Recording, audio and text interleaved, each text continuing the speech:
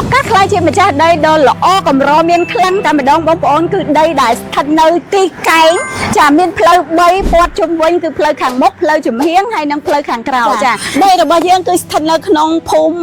វាលក្នុងឃុំបុកខ្នោស្រុកចំការលើខេត្តកំពង់ចាមហើយមានប្រវែង16ម៉ែត្រណាក្បាលហើយជម្រៅរហូតដល់ទៅ85ម៉ែត្រចាជ្រៅមែនតើបងប្អូនហើយដីស្អាតមានដំណាំហើយជាស្រេចនៅក្នុងនឹងតែម្ដងតាមមូលហេតុអ្វីបានជានាងខ្ញុំថាដីនេះជាជម្រើសដ៏ល្អបំផុតហើយលោកអ្នកអាចសម្រេចចិត្តក្នុងការទិញបានគឺដោយសារតែវាស្ថិតនៅក្នុងកន្លែងមួយដែលសក្តានុពលមានផ្លូវកែងដល់ទៅ3ព័ទ្ធជុំវិញហើយនឹងមានតម្លៃឡើងថ្លៃខ្ពស់ខ្លាំងបើសិនជាបងប្អូនចង់ទិញហើយលក់ភ្លាមៗក៏មានការចំណេញច្រើនដែរចា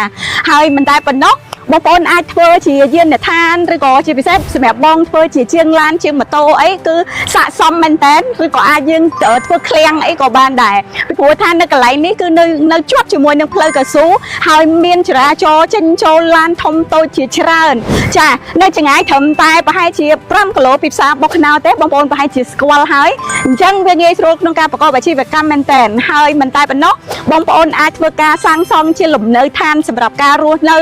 ប្រកបដោយផាសុកភាពព្រោះថានៅក្នុងដីមានដំណាំជាច្រើនចាគ្រប់មុខចម្រុះគ្នាតែម្ដងយើងធ្វើផ្ទះរស់នៅផងយើងបើកជាអាជីវកម្មខាងមុខផ្ទះយើងក៏បានដែរចាដីដែលនៅក្នុងឃុំបុកខ្នោស្រុកចំការលើនេះគឺមានភាពល្បីល្បាញខ្លាំងដែលអំណោយផលទៅដល់ការដាំដំណាំគ្រប់ប្រភេទហើយដីនេះគឺខ្ញុំធានាថាទិញភ្លាមទទួលបានផលចំណេញភ្លាមតែម្ដងពីព្រោះវាស្ថិតនៅក្នុងទីប្រជុំជនចាចិត្តផ្សារជាប់ខ្នល់ជាតិហើយមានប្រជាជនរស់នៅយ៉ាងច្រើនកកហើយជាតំបន់ដែលកំពុងតែអភិវឌ្ឍយ៉ាងឆាប់រហ័សបើនិយាយពីបរិស្ថាននិងខ្យល់អាកាសវិញគឺល្អបរិសុទ្ធតែម្ដងចាបើបងប្អូនរស់នៅវិញគឺធានាថាមានអារម្មណ៍ល្អហើយនេះបងប្អូនអាចមើលឃើញដំណាំផ្លែឈើអីហ្នឹងគឺសុទ្ធតែទទួលបានផលចាហើយមានច្រើនចម្រុះគ្នានៅក្នុងដីនេះតាំងពីខ្នោតាំងពី